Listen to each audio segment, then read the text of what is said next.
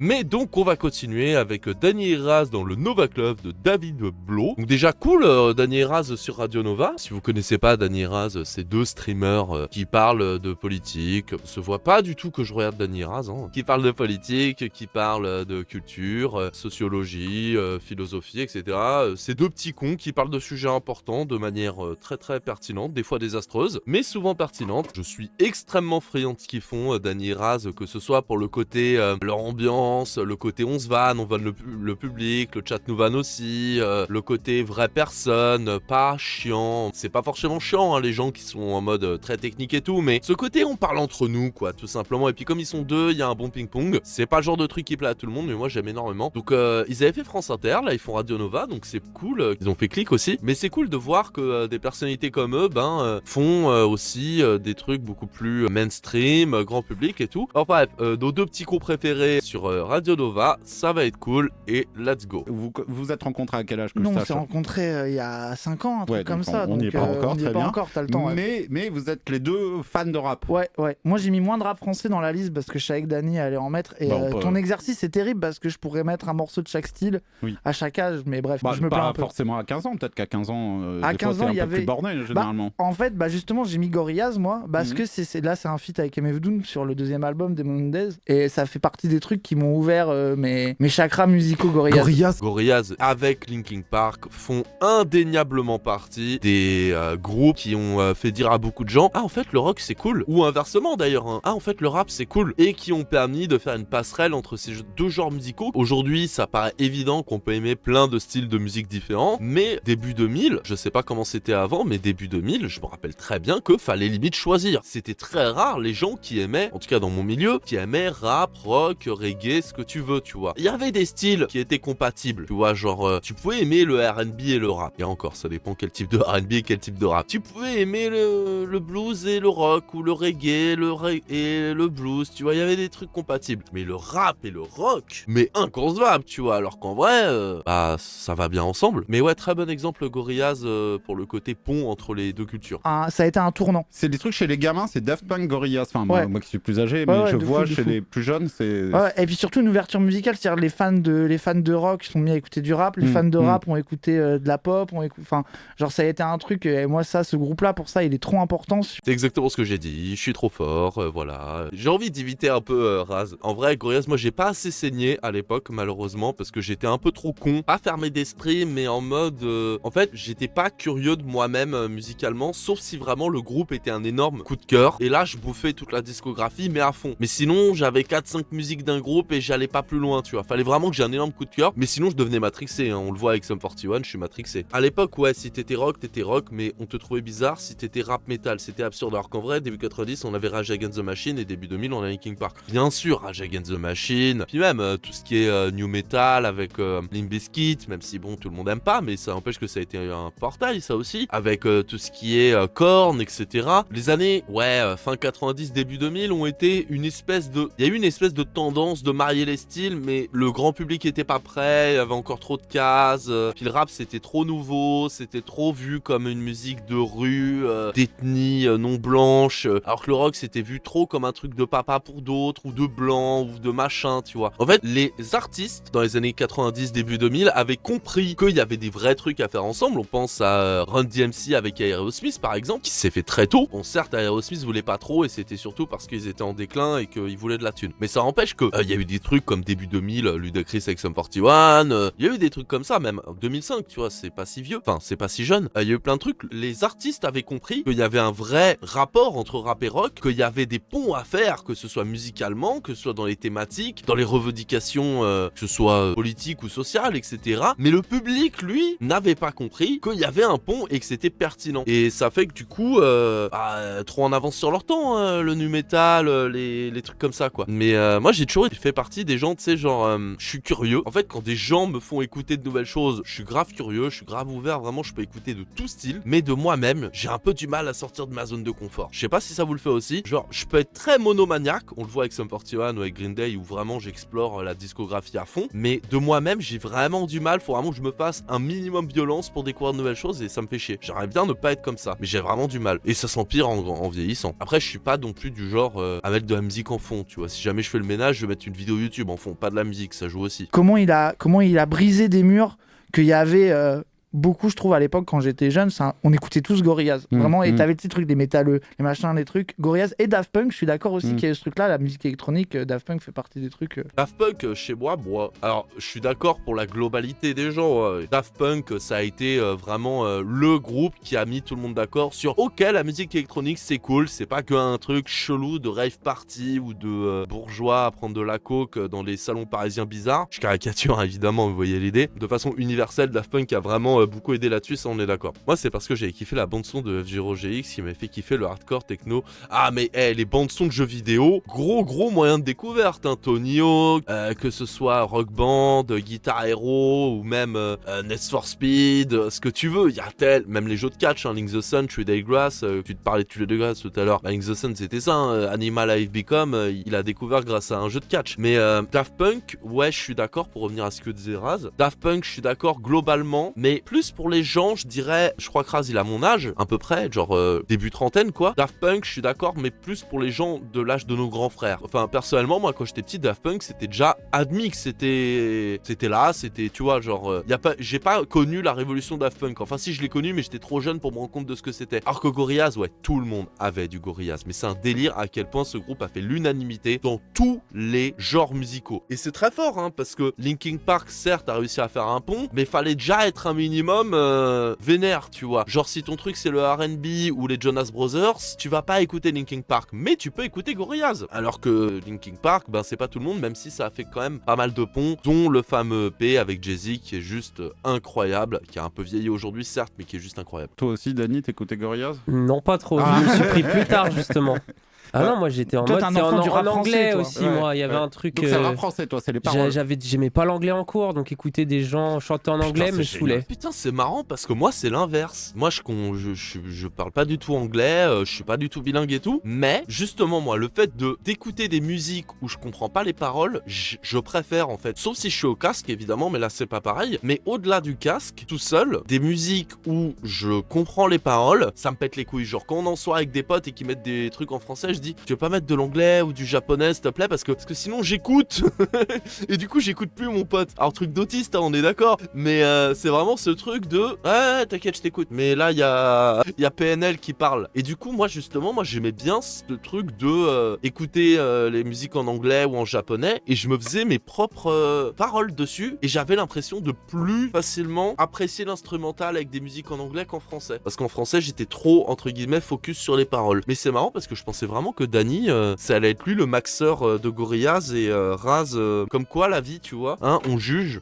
les gens comme ça là, comme des petites merdes qu'on est finalement. Moi, alors... Non mais c'est aussi bête, et ça m'a pendant longtemps tellement limité musicalement. Tellement l'inverse de ma génération à moi, anti-français, dès que ça chante français on veut même pas en entendre. Ah mais t'avais pas le rap français aussi, non, t'es d'une génération de merde. Alors moi à ce niveau là je suis beaucoup plus type ancienne génération, mais d'un côté c'est mon daron qui m'a beaucoup mis là-dedans. Moi mon daron c'est ancienne génération, heavy metal, rock tu vois, et la musique française, et pourtant ma daronne elle était très musique française, mais d'un côté c'est musique française, ouais Jean Ferrat, c'est mortel, Renaud, tout ça si tu veux, mais en tant qu'adolescent moi je veux un truc qui bouge, un truc qui punch, et même s'il y a des trucs qui punch dans la variété française, ben fatalement il y a ce truc de c'est un truc de vieux quoi, alors que même le rock des années 80 faisait toujours truc plus rebelle que la variété française des années 80, mais c'est vrai que le rap français a beaucoup changé ça, et les lois aussi, on va pas se mentir, hein, la loi en France qui a fait que ça a limité la musique non française, non francophone, mais le fait qu'il y a eu les lois qui ont limité la musique non francophone à je crois 20%, je crois un truc comme ça en radio, ça a beaucoup aidé le fait que le rap soit devenu encore plus hégémonique chez nous, parce que là où le rap et le rock ont beaucoup plus facilement cohabité dans beaucoup d'autres pays, et où la scène rock est toujours très importante dans d'autres pays, en France il y a toujours une scène rock, mais elle est quand même beaucoup moins grande que dans d'autres pays, et elle a été beaucoup plus vite enterrée entre guillemets que dans d'autres pays, qui pourtant sont pas forcément anglophones. ma bah faute. oui, Non, on a moi, grandi c'était- avec Michel Sardou et Michel Bah Thor. voilà, quoi, donc, tant pis évidemment, pour toi, écoute. Mais, donc on était... Toi, c'est l'inverse. Donc, il Moi, fallait- c'était vraiment rap français et musique de films, jeux vidéo, quoi. Moi, j'ai écouté que ça. Je me suis buté à ça dans mon... Danny, espèce d'autiste, va... Enfin, je dis ça depuis tout à l'heure, je tourne sur ma chaise comme un connard, mais il est comme ça, tu sais.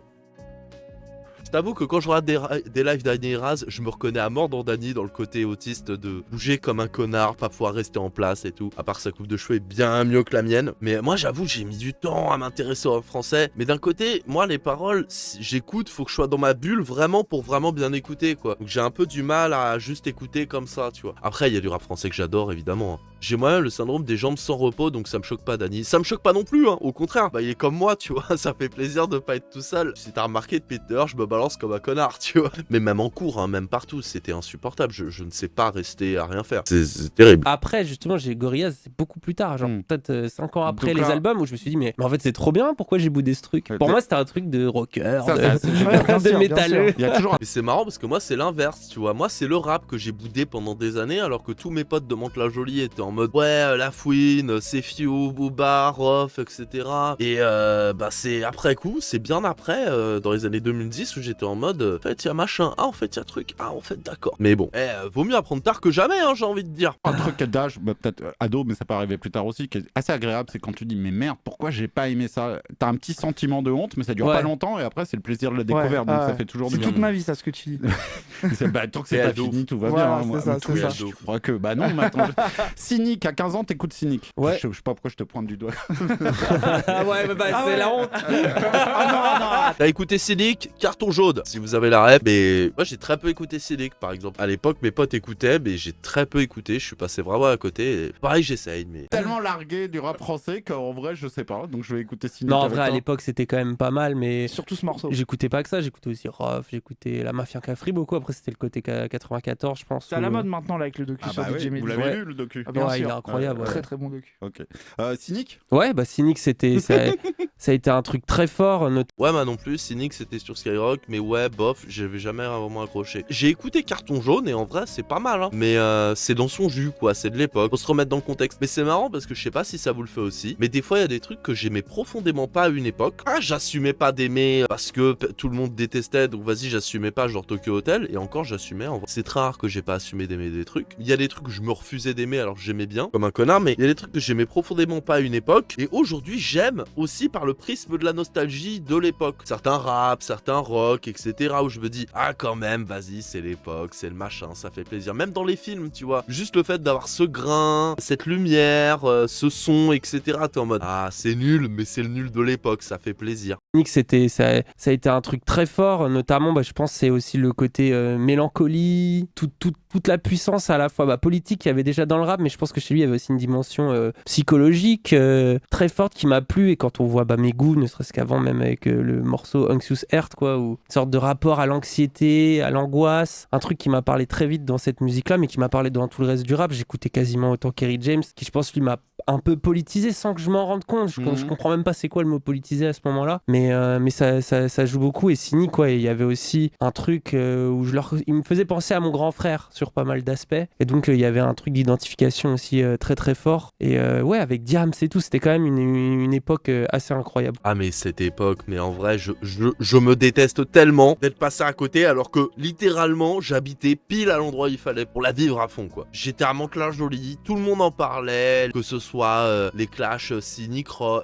Booba, Rof Booba, La Fouine Booba, Le Monde Booba, que ce soit la montée et la descente de Diams, que ce soit tout ça. J'étais tellement au bon endroit, et pourtant non. Je me suis intéressé que des années plus tard, je me déteste. Le morceau s'appelle D332. Ouais, D332, et c'est Un sur seul bon morceau. Non, pardon, je rigole. et c'est un morceau qui est sur la prison. Raz qui veut faire son Raz à la radio, c'est cool, ça me rend heureux, tout va bien. Mais surtout, ce qui me fait marrer, c'est que ça se voit qu'ils sont pas en live de chez eux, parce qu'avec ce qu'il a dit là, Raz, Danny, il aurait rebondi dessus. dessus, il se serait un peu clashé, le chat aurait clashé aussi, ça aurait été bonheur. Mais bon là c'est plus carré, c'est la radio, on n'a pas 1000 ans. Et c'est là où tu vois que Twitch, sur pas mal de points, a tellement, et même YouTube sur certains niveaux, mais là on parle de Twitch, Twitch a tellement d'avantages sur la radio, sur pas mal de points. Alors bon, le canal de diffusion, le fait que machin, tout ça, ouais d'accord, mais sinon à part ça, ben si t'as envie de parler de quelque chose, bah tu en parles pendant 10 ans, tu vois. Alors que la radio, faut être concis, tu vois. Il y a des trucs que je détestais comme des tubes genre type Bon Jovi que je trouvais trop pop metal et aujourd'hui j'aime bien. Moi c'était Stromae que je me refusais d'aimer à l'époque. À l'époque de Alors on danse, j'adorais la musique mais je me refusais parce que c'est pas du rock, donc j'ai pas rien d'aimer, donc non, Stromae c'est pas bien. Aujourd'hui je m'en bats les couilles, hein. J'aime Stromae, j'aime du Magic System, j'aime du Black M. Pour reprendre les trucs qui étaient honteux à l'époque, je m'en bats les couilles. Vraiment, un truc me plaît, ça me plaît. Et même sans honte, tu vois, genre je peux écouter en soirée, limite premier degré Team BS, tu vois, parce que ça me fait kiffer, parce que c'est l'ambiance, tu vois. Je vais pas forcément mettre ça tout seul, mais je kiffe. Mais de toute façon, en vrai, la musique, l'art en règle générale, c'est certes fait pour philosopher, pour politiquer, pour donner un point de vue sur le monde, la saucisse, tout ça. Mais c'est aussi fait pour kiffer. T'as le droit de juste kiffer un morceau, un film, etc. Et t'as pas besoin de bonnes raisons pour ça. Tu peux juste te dire j'aime bien parce que ça me fait du bien. C'est legit. Ou comme tu peux dire j'aime bien parce que ça me fait du mal, parce que ce morceau, quand je l'écoute, il me met dans un état que j'aime pas, mais au final j'aime bien parce que ça me fait ressortir des trucs. Ou au contraire, j'aime pas la musique mais les paroles me touchent. Ou au contraire, j'aime pas les paroles mais la musique me touche. Il y a tellement de raisons d'aimer. Pourquoi bouder son plaisir? Et qui, je pense, explique aussi certaines de mes positions politiques aujourd'hui. Écoute, je sais pas si ça arrive encore, mais à chaque fois qu'on dit ce mot, ça a été le cas pendant longtemps en radio. Si t'as des gens qui sont en prison là actuellement et qui écoutent un petit poste de radio et qui écoutent Radio Nova, bah, on peut leur dédicacer ça. Nickel. Force à vous. On est avec Dany et Raz, hein, et là on Force à écoute vous, un petit peu les goûts qui les ont formés musicalement. Ceci dit, alors toi t'es dans la philo, c'est toi qui es le plus dans la philo, Dany? Ouais, c'est ça, c'est ça. Okay. Parce qu'il y a d'autres passions vers l'âge de 15 ans qui peuvent arriver, quoi. Ouais. On était aux jeux vidéo et au rap en ce qui te concernait. Et les mangas. Et les mangas. Les mangas, ouais. La Sainte Trinité. Et à 15 ans La Sainte Trinité de pur, j'ai envie de dire. Mais bon, c'est le plaisir. C'est ça qui est cool. La philo, ça arrivait un peu, en vrai, un peu à partir de 15-16 ans. Non, mais ça peut être le cinéma, ça peut être d'autres choses. Je sais pas, je veux demander aux deux, mais d'autres choses. Ouais, c'est vrai, il y a eu le cinéma, les séries. Mais en vrai, le truc qui a tout changé pour moi, c'est Internet. Pareil. Vraiment, ça a tellement tout changé dans ma vie, Internet, c'est un truc de ouf. Et c'est pour ça que même aujourd'hui, j'ai vraiment du mal à me dire que, vas-y, pour l'instant, je fais pas de vidéos YouTube vraiment vidéo, que je fais que des best-of. Et j'ai vraiment du mal à lâcher la création sur Internet parce que ça a tellement tout révolutionné dans ma tête. Ça m'a permis de comprendre tellement de choses sur le monde parce que j'étais pas bon à l'école, parce que l'apprentissage scolaire, c'est pas pour moi, parce que j'ai du mal à tenir 10 minutes sur une chaise sans faire des trucs de con et sans parler. Comment tu veux que j'apprenne à l'école? Et Internet, ça m'a tellement permis de comprendre tellement de choses sur moi-même comme le monde et de découvrir de la culture que j'imaginais même pas, que vraiment, ouais, Internet, comme Dany, vraiment, ça a changé ma vie. On rappelle, vous êtes en province les deux aussi, enfin, excusez-moi de dire ça maintenant. Non, moi, c'est la... Oui, je suis d'accord. Ouais. Ouais, c'est ça en fait. Bah, moi, le côté banlieue, il y a un truc de ruralité, d'ennui. Réel, on en a parlé dans la vidéo sur Willad, campagne et le RN, mais réel. L'ennui de la banlieue, c'est pas le même ennui que la province, mais il est réel de ouf. Finalement, tu sors, tu vois les mêmes potes, tu fais pas forcément grand chose. Quand j'allais au ciné, c'était avec mes parents et c'était pour voir le dernier. En VF? Le dernier grand film blockbuster en VF. T'as un problème avec la VF? Ça y est, Régé Goria a pris le plateau de Radio Nova, c'est terrible. C'est l'accès à Wikipédia, c'est l'accès au torrent, au téléchargement et du coup au film, aux séries et à la musique, pour de vrai en fait aussi cette fois-ci je vais pouvoir fouiller, diguer des trucs et on n'est plus limité aux petits CD de cynique qu'on a chez soi. Et ça c'est un truc qui est réel de ouf, hein. La curiosité et l'ouverture sur le monde et l'ouverture sur une infinité de cultures et de possibilités Internet. Par contre, le désavantage c'est que du coup tout est devenu beaucoup plus facilement petit à petit, hein. Ça s'est pas fait tout seul, mais tout est devenu de plus en plus facilement consommable. J'ai l'impression, peut-être que je me trompe et que c'est le côté vieux con, mais on écoute de moins en moins un album en entier, on ponce de moins en moins un film. Alors oui, c'était chiant à l'époque où t'avais que 10 DVD dans la DVD ou cassette, hein, selon, dans la DVD Tech ou dans la collection de cassettes de maman ou papa, mais ça fait que les films tu les connaissais vraiment, que tu regardais des détails, que tu les regardais 1, 2, 3 fois et que du coup tu sais d'accord, ça j'avais pas compris, etc. Alors que maintenant, c'est de plus en plus, tu le vois une fois, si t'as pas aimé, tu le reverras jamais. Ça se trouve en vrai, tu vas kiffer la deuxième fois. Je prends toujours l'exemple de Zootopie, la première fois, c'est pas que je l'ai détesté le film, mais je l'ai trouvé sympa matière. Quand je l'ai revu une deuxième fois, j'étais en mode ah ouais, mais en fait il est trop bien. Et c'est ça que je trouvais un peu dommage. Bah après c'est pas la faute d'internet en soi, c'est comment on l'utilise et le fait que avec les réseaux sociaux, la capacité d'attention qui diminue, etc. C'est de plus en plus dur. Mais c'est important de le garder quand même. Je pense quand même que parce que c'est tellement récent de l'histoire de l'humanité, mais on n'aura jamais eu un truc comme ce qui s'est passé là avec pour le meilleur et pour le pire, hein, on le sait bien, mais l'arrivée d'Internet et l'ouverture à la culture dispo, en tout cas partout en France, partout, c'est une révolution quoi. Ah bah Internet, clairement, on peut comparer à Internet en termes de, je pense, hein, les personnes qui sont spécialisées là-dedans me corrigeront si besoin, mais Internet c'est vraiment comparable, je trouve, à l'invention de l'imprimerie, de la roue, la domestication du feu. Il y a un avant-après, mais clairement palpable, même plus que la télévision, parce que la télévision c'était finalement le cinéma chez soi, on va le dire ça comme ça, tu vois, mais Internet ça a vraiment tout changé. Ah ouais, ça a changé toutes nos vies, enfin en tout cas nous deux. Je pense que notre génération en particulier, celle avec Raz, parce que celle d'après au final ils ont grandi avec depuis le début, et ceux d'avant ils l'ont eu quand ils étaient déjà jeunes adultes. C'était ma take depuis je sais pas combien de temps, let's go. Dany dit exactement ce que je dis, donc je suis trop fort, engagez-moi à la Zawa Prod, SVP, ça ferait plaisir. Mais non, mais premier degré, je suis trop content parce que c'est un truc que je dis depuis longtemps. En vrai, ma génération, donc les millennials, surtout ceux nés comme moi vraiment début 90, moi je suis de 93, mais on a trop de la chance parce qu'on a vécu les deux mondes. On a vécu à la fois le monde d'avant Internet, donc on sait ce que c'est. On a ce truc de on peut vivre sans Internet, c'est chiant mais on peut. Mais on n'est pas dépassé par Internet parce qu'on a grandi avec. Alors que la génération Z, ils ont toujours vécu avec Internet et c'est pas grave, hein, je dis pas que c'est des merdes, mais du coup ils ont moins une conscience de ce que c'était avant et la génération de nos parents, comme il l'a dit, ils sont trop dépassés quoi. Donc nous on a vraiment connu un moment quoi. Dans nos 13-14 ans, il y a un avant et un après, mais qui est renversant. Mais vous en avez conscience. Ce qu'on va avoir, c'est une nouvelle génération qui n'a plus conscience qu'il y a eu un avant et un après. C'est ça, vous avez vu. Ouais, exact. C'est ça. C'est que nous, on a eu conscience du avant-après, mais sans être dépassé parce qu'on était trop vieux. Vraiment, meilleure génération, on est trop fort. Vive nous, voilà. Mais MySpace, vous étiez trop jeune, par exemple? Si, moi c'était plus Skyblog. Les Skyblogs, évidemment. Mais ouais, non, mais les Skyblogs, oh là là. Ça, c'est... Je vous parle d'un temps que les moins de 20 ans ne peuvent pas connaître.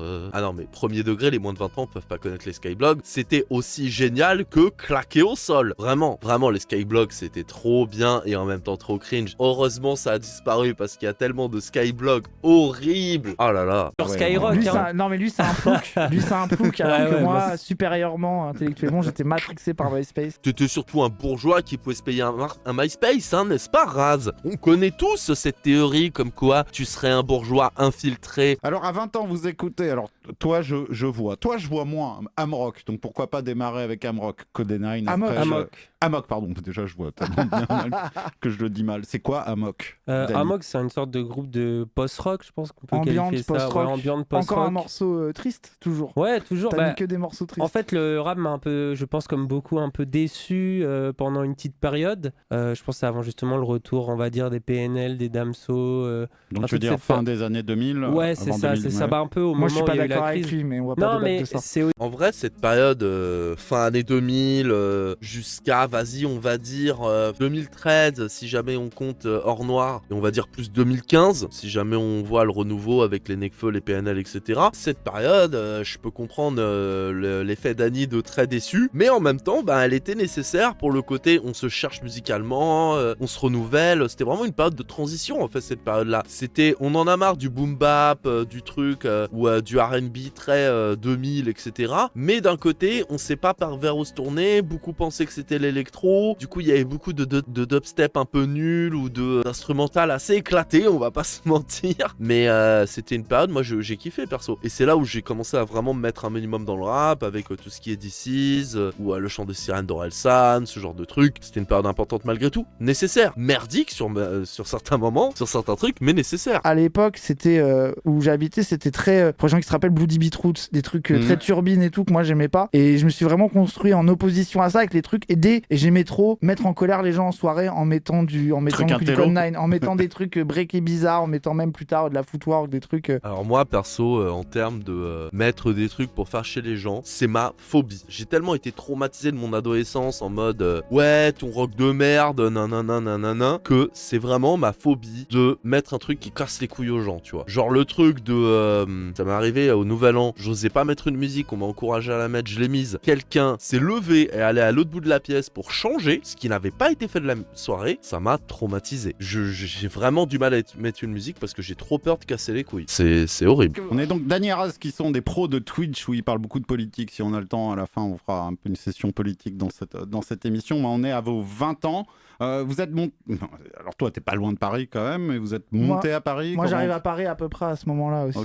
Tu fais des études? Moi, j'ai pas fait d'études. J'ai arrêté après la 3e et j'ai fait un apprentissage. J'ai fait un CAP de librairie, brevet professionnel de librairie. Je travaillais en librairie BD indépendante à Caen. Cool. Et j'ai voulu me lancer. Je voulais bosser dans l'édition. D'un coup, je suis là, cool.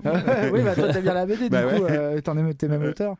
Mais du coup, j'ai eu le rêve de. Je vais aller à Paris, je vais aller dans l'édition. Et en fait, j'ai fini en intérim à rien faire du tout. Okay, voilà, et à sombrer dans les affres de la vie parisienne. Et bah moi, c'est un peu la même chose. Mais Raz, ce qu'il dit, je comprends totalement parce que moi, à ce niveau-là, je suis un peu un mélange des deux. Parce que je viens de banlieue comme Dany, mais je suis venu sur Paris. Alors pas pour travailler dans l'édition, mais pour faire des études de cinéma. Et pareil, finalement, j'ai fait les études, mais à côté, j'avais un petit boulot pour pouvoir faire les études. Sauf qu'en fait, entre le petit boulot, les études, la chaîne YouTube que je voulais faire à côté, que je faisais d'ailleurs et tout, plus Paris by Night qui m'a complètement bouffé, pareil, comme lui, pas aussi ouf que lui, pas aussi lourd et haut que lui, mais pareil, la Paris by Night, ça a été 2-3 ans, même plus, avec les séquelles, mais minimum 2-3 ans, beaucoup trop de soirées, beaucoup trop d'alcool, j'ai vraiment failli me perdre et j'aurais pu vraiment tomber bien bas, quoi. Donc je comprends de ouf, et en vrai, quand t'arrives à Paris, je suis de Mantes-la-Jolie, tu vois, donc vraiment pas si loin de ça de Paris, mais quand t'arrives à Paris et que t'es pas parisien, des fois t'es pas prêt en fait pour tous les pièges, pour tout le gouffre que peut faire Paris, tu vois, Paris c'est spécial, c'est génial mais c'est spécial, faut vraiment être prêt. Moi j'ai fait une petite escapade à Agde, Montpellier, même Toulouse, j'ai passé 5 ans à Toulouse, mais j'ai vite voulu remonter assez vite. L'appel de Paris. Et c'est là qu'on s'est rencontrés. À quel âge alors vous êtes rencontrés? On arrive à vos 25 ans là. Ouais, ça va être ça. C'était en 2018. Toi, Dany, tu fais pas des vidéos. Alors toi, j'ai vu une vidéo sur ta dépression que tu racontes où t'es assis sur des bancs de Paris et tu racontes. On parle de cette vidéo. Hein. Ah ouais, ça. Alors même avant, j'en avais fait même une autre et c'est sur ça là que j'ai rencontré Raz un petit peu avant. On s'est rencontrés sur un chat Twitch justement. Donc sans vos gueules. Ouais, mais sur un live où il y avait 10 personnes. Donc c'est aussi comme ça qu'on s'est mis à discuter. Et après, c'est notamment la musique qui nous a réunis. Et la vidéo dont tu parles, je suis monté à Paris pour essayer de la faire. Et c'est hébergé chez lui au tout début quand il avait encore son appart à Ivry.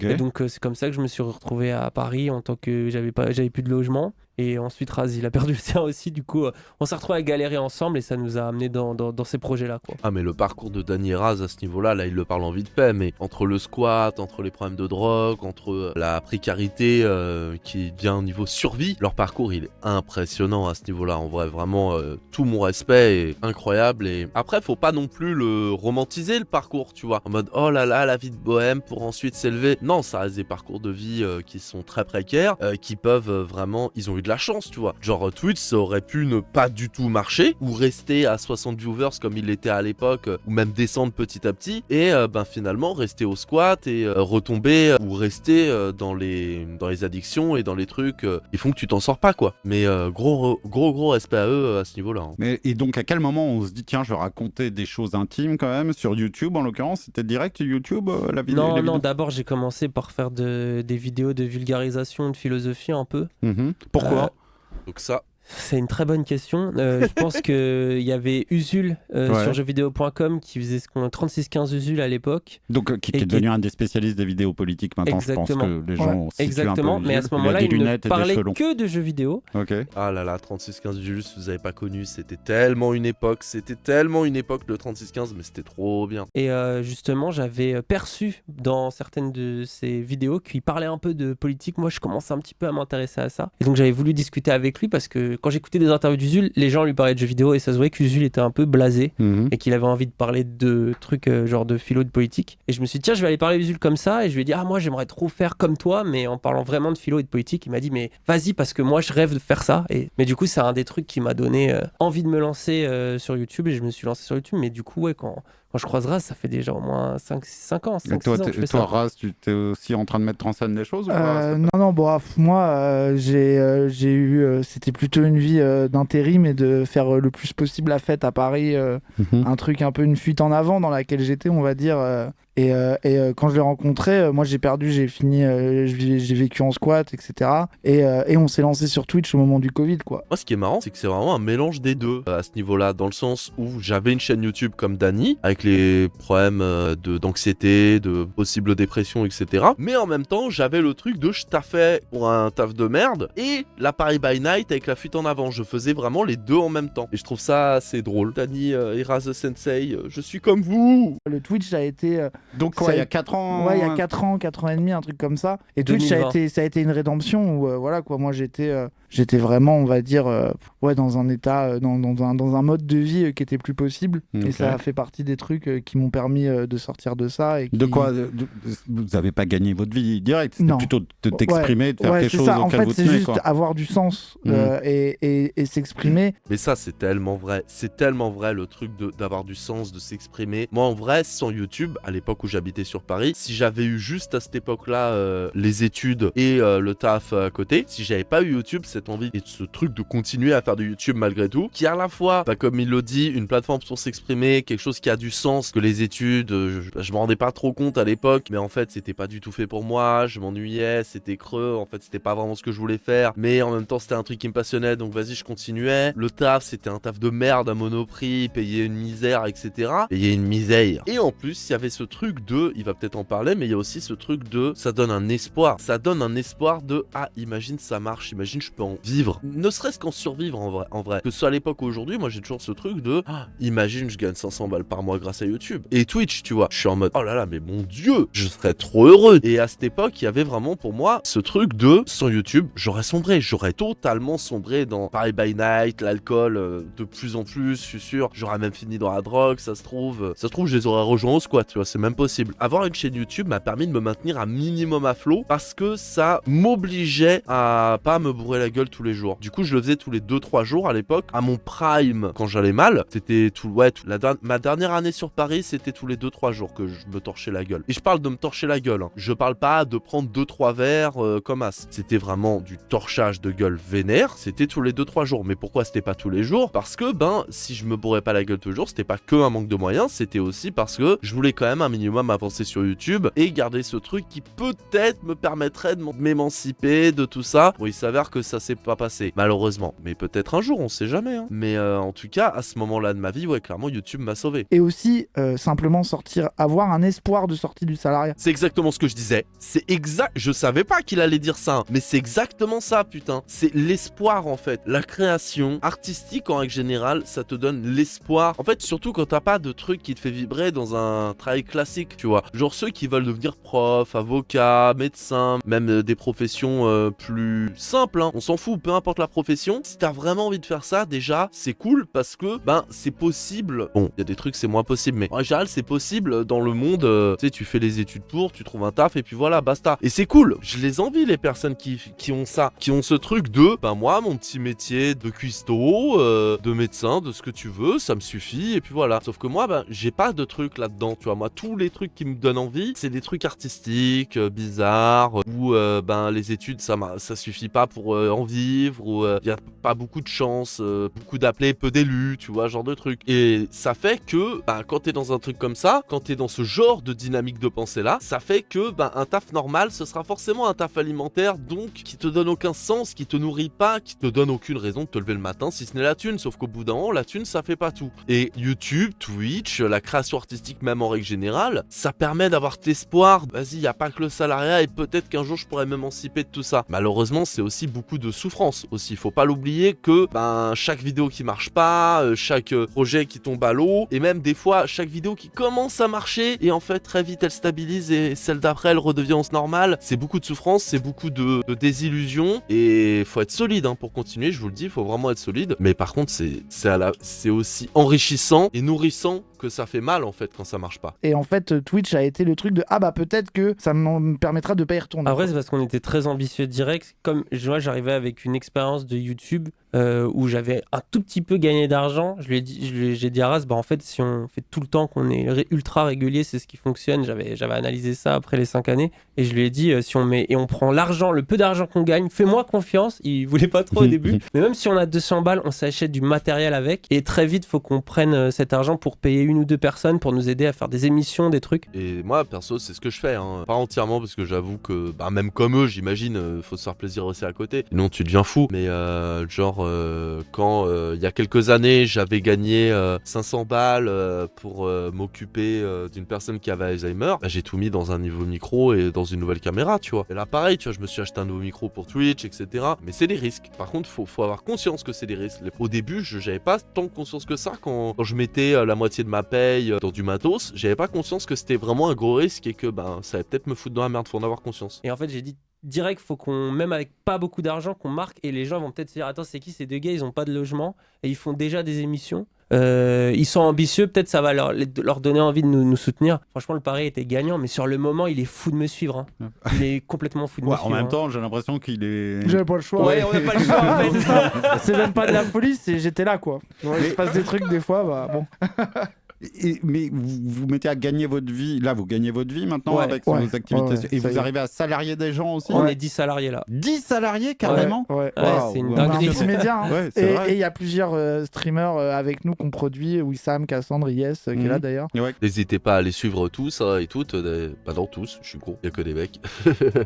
Dis donc, la Zoa Prod, l'égalité femmes-hommes, pas trop. Dis donc, la parité, la Zoa Prod, attention. Mais n'hésitez pas à tous les suivre, vraiment, ils font vraiment du très bon boulot. Mais et du coup, ça c'est la grande réussite. Nous aussi, le truc, c'est que moi, quand j'ai vécu en squat, ce qu'on a découvert, c'était aussi la pratique artistique entre amis. Et en fait, autour de nous, il y avait que des gens en galère qui étaient en souffrance du salariat et du rap. Enfin, vraiment un truc de vouloir sortir de ça, de l'aliénation, comme on appelle ça. Enfin voilà. Et nous, on a réussi à sortir de ça et on a vu qu'on avait l'occasion peut-être de pouvoir travailler de manière encore plus efficace, d'avoir des gens autour de nous et en plus que ça soit nos potes qui étaient des gens en galère et qui avaient envie de ça. Et en fait, c'est aussi ce qui crée la déterre dans tout ce qu'on fait, c'est que on a le souvenir de l'époque où c'était la galère de fou. C'est le discours basique, mais c'est réel, quoi. Mais ça, c'est tellement un truc que j'aimerais faire, de pouvoir créer quelque chose avec plus de personnes, quelque chose qui a du sens ensemble, et même faire de plus gros projets. Mais ça, c'est quelque chose que j'aimerais beaucoup faire une fois que j'aurai déménagé, que je serai bien, parce que là, à l'état actuel des choses, là où je suis, c'est assez compliqué de faire des vrais trucs, pour moi en tout cas. Mais c'est vraiment quelque chose que j'aimerais faire sur le long terme, c'est pouvoir faire plus de trucs ambitieux, plus faire des choses avec d'autres personnes, pas tout seul, etc. Et vraiment, j'ai grave hâte. Mais ce sera pas tout de suite, je pense, malheureusement. Mais vas-y, petit à petit, on fait des trucs. En plus, moi, le truc sortir du salariat, c'est pourquoi je suis allé vers YouTube aussi. J'avais très très peur de finir dans un taf de merde comme mes darons. Pareil, mais exactement pareil. Et c'est pour ça que pendant des années, même s'il y avait aucun résultat, je m'acharnais à essayer de faire que du YouTube jusqu'à ce que j'en puisse plus et que ce soit plus possible de faire que YouTube, ce qui est le cas là maintenant. Là, c'est bon, là je suis obligé d'aller dans le salariat. Ça me fait vraiment chier de ouf. J'ai pas envie d'aller dans le salariat pour un truc alimentaire de merde. Mais vas-y, au bout d'un moment, faut bien vivre, faut bien survivre. Vas-y, j'en ai marre de rien gagner, de quasiment rien gagner par mois, quoi. Mais je comprends de ouf le truc de Dany, jusqu'au bout et jusqu'au dernier moment, j'ai essayé de m'émanciper du salariat. Mais bon, vas-y, sur le long terme, on va essayer quand même. Je veux pas insulter les métiers, mais moi ça me terrifiait de me dire putain, mon père c'est pas un jugement toute la journée. C'est pas du tout un jugement, mais j'étais en mode Ah oui, non, mais pareil, il fait bien de le préciser, ils font bien de le préciser. C'est pas un jugement quand je dis taf de merde, alimentaire et tout. Je l'ai dit tout à l'heure, c'est pour moi. Et je pense que c'est pareil pour eux, ce côté de un travail alimentaire. Il y a des gens, ça les rend profondément malheureux. Il y a des gens, ils ont une espèce de stoïcisme de la vie, tu vois, un espèce de truc de vas-y, faut le faire, faut y aller et j'y vais. Mon père était comme ça. Mon père, c'est vraiment lui, il travaillait, il était heureux, tu vois. Tant qu'il avait un travail, un toit, ses jeux vidéo, ses comics, ses enfants qu'il aime, il avait pas besoin de plus. Mais moi, perso, j'arrive pas à être comme ça. J'arrive pas à me dire qu'un taf de merde, je vais faire ça toute ma vie. Rien que l'idée me rend profondément malheureux. Je veux pas faire ça me fait peur de me retrouver exploité, etc. Ouais, peur, c'est vraiment le bon Donc je mot. me suis retrouvé sur YouTube, mais je me suis rendu compte que le mythe auto-entrepreneur, mais j'allais y il venir, était, voilà, parce que là, j'ai il l'impression était... que vous Non, mais retrouvez... justement, je te parle d'une perspective d'un gamin de 20 ans qui comprend pas tout, et je trouve qu'en fait, je suis là à faire des vidéos, à monter toutes les journées des vidéos pour gagner un tout petit peu d'argent, les déclarer, et je suis tout seul, et c'est pas très stimulant. C'est moi en ce moment, sauf que je gagne vraiment un tout petit peu, 25 € par mois grâce à Tipeee. Merci d'ailleurs à tous et à toutes. N'hésitez pas à donner plus sur Tipeee. Mais non, mais exactement pareil. Et c'est un peu ce que j'ai dit tout à l'heure avec le côté YouTube, tout ça, ça donne un espoir, mais ça peut aussi donner beaucoup de désillusions. Et ce qui est bien, c'est que j'ai l'impression que les jeunes aujourd'hui, ils ont quand même plus conscience de YouTube, Internet, l'entrepreneuriat, tout ça. C'est quelque chose, malgré tout, qui reste dur. C'est pas de l'argent magique, c'est pas genre tu fais tes vidéos et puis voilà, basta. Non, ça demande des qualifications, ça demande un savoir-faire, ça demande une abnégation dans ce que tu fais, et ça demande aussi de comprendre que ça peut ne pas marcher pendant des années, que ça peut ne pas marcher pendant tellement longtemps, et faut en avoir conscience. Si tu te dis ouais, je vais faire ma chaîne et ça va marcher dans deux mois, peut-être, hein, et tant mieux pour toi, mais c'est pas sûr. Il faut aussi voir tout ce que ça implique en termes d'entrepreneuriat, l'URSSAF, déclarer une boîte, etc., etc. J'ai l'impression de passer à côté du reste de la société, d'être un peu déconnecté aussi du monde réel, quoi, par certains aspects. Mais là, tu parles quoi, il y a 20 ans ou aujourd'hui? Ouais, à 20-25 ans sur YouTube, et donc c'est un des trucs qui m'amène aussi à me dire, avec Raz, très vite, on se dit, on veut fonder un truc collectif et remettre du plaisir, de l'amitié dedans, et d'aller chercher à la fois nous du sens, mais aussi d'aller du coup produire des artistes. Et ça, c'est un truc où j'ai été un connard pendant tellement longtemps. Parce que l'un des trucs aussi, moi, qui me plaisait avec YouTube, c'est de me dire que je pouvais faire les choses comme je voulais, de la façon que je voulais, avec personne, comme ça personne me casse les couilles. Et en plus, j'avoue, le travail à plusieurs me faisait peur. Me faisait peur pour le côté défendre une idée devant d'autres gens, ou diriger d'autres gens. Genre pendant un moment, j'aimais bien faire un peu de photos avec des gens, mais rien que le fait de leur dire s'il te plaît, tu peux te positionner de cette manière. Et non, c'est pas exactement la bonne manière. Genre, reprendre une personne plus d'une fois, déjà, c'était une horreur dans ma tête. Mais je regarde tellement ce côté vouloir faire absolument tout solo que j'avais il y a quelques temps, parce qu'au final, ça te freine tellement plus qu'autre chose, et l'aventure est tellement moins intéressante, enrichissante quand tu fais ça solo, et ça t'éloigne tellement plus facilement de la société, des autres. Le fait d'être terrifié et d'avoir peur quand il y a trop de monde, l'anxiété sociale, tout ça, et de pas comprendre les autres, ça l'a augmenté. Enfin, chez moi, avec le fait d'être vraiment tout seul régulièrement. En plus, à l'époque, je faisais pas de Twitch, je faisais que du YouTube. Donc vraiment, les relations sociales, j'en avais de moins en moins, à part mes proches. Heureusement que j'avais ça. Sinon, vraiment, ça aurait pu me faire vriller, quoi. Et il y a vraiment ce truc le fait de faire des trucs en live sur Twitch. Donc vous parlez directement, d'avoir des retours directs, le fait de faire des choses en collectif et tout. Je me rendais pas compte à l'époque à quel point c'était important. Et je suis vraiment un enculé. Qu'aurait pas pu l'être, et comme nous à l'origine, et de créer un ton qui est unique, et des profils qui sont pas justement des profils familial.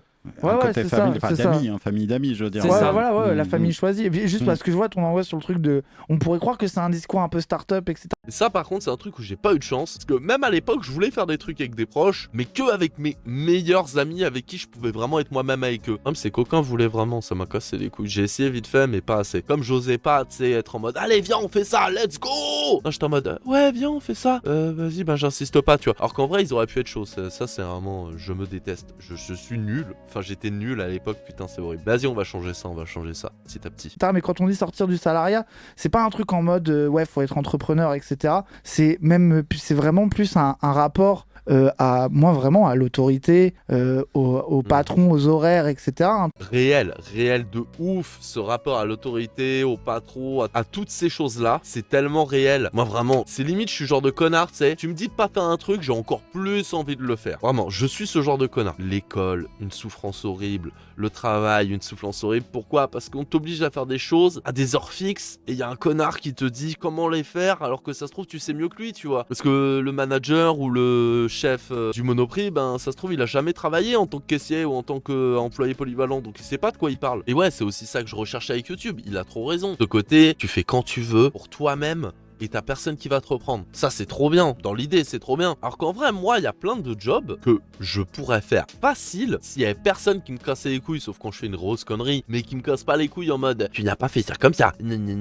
Alors qu'à la fin, le résultat, il est carré. Si jamais j'avais personne qui me disait ce genre de conneries et qu'à côté, je pouvais faire ça dans les horaires qui m'arrangent, de la manière qui m'arrange, genre au lieu de faire 5 heures d'affilée, si j'ai envie de faire 2 heures le matin, 1 heure de pause, re 1 heure, et ensuite re 1 heure de pause et 2 heures après, c'est mon problème, tu vois. franchement, je pourrais plus facilement rentrer dans le salariat si c'était ça. Un truc vraiment de dysfonction, ça veut dire que c'est pas du jugement pour les gens qui ont des tafs, qui travaillent dur et tout, vraiment pas du tout.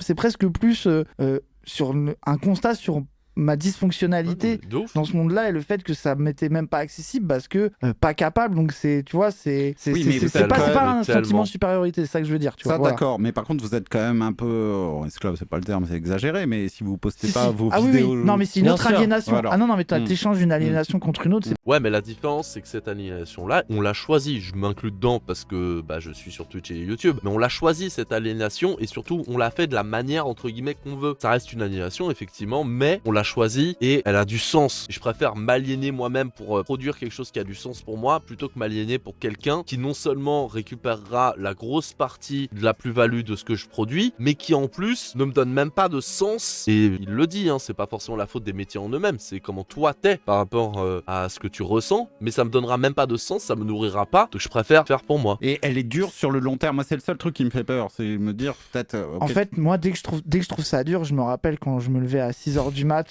pour aller dans un centre d'appel, faire du GDF. En fait, je me mets des tartes quand je suis en mode c'est dur, je me dis non, vraiment, on va te faire foutre. Écoutez, franchement, très sympa. Bon sujet, c'était sympa. Ils ont réussi à mettre un peu leur ton d'Annie Raz, mais pas trop non plus, parce que, format oblige, tout ça, donc logique. Mais très cool. Tout va bien.